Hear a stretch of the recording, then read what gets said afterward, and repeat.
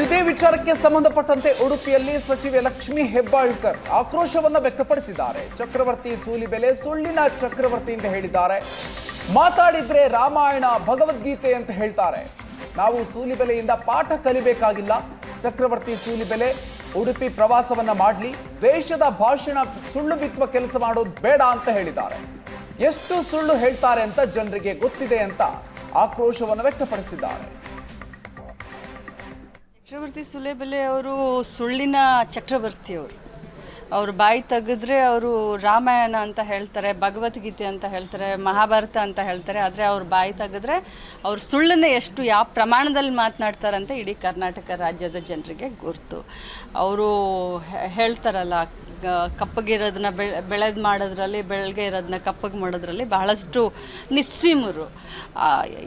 Walk ಸ್ವಾತಂತ್ರ್ಯನೂ ಇದೆ, ಎಲ್ಲ ಸ್ವಾತಂತ್ರ್ಯ, ಎಲ್ಲ ತರನಾದಂಥ ಸ್ವಾತಂತ್ರ್ಯ ಕಾಂಗ್ರೆಸ್ ಪಕ್ಷ ಕರ್ನಾಟಕ ರಾಜ್ಯದಲ್ಲಿ ಅಲ್ಲ, ಇಡೀ ದೇಶದ ಇತಿಹಾಸದಲ್ಲಿ ಸಂವಿಧಾನಕ ಬದ್ಧತೆಯನ್ನು, ಸಂವಿಧಾನವನ್ನು ಎತ್ತಿ ಹಿಡಿಯುವಂಥ ಕೆಲಸ ಯಾರಾದರೂ ಮಾಡಿದ್ರೆ ಅದು ಕಾಂಗ್ರೆಸ್ ಪಕ್ಷದವರು.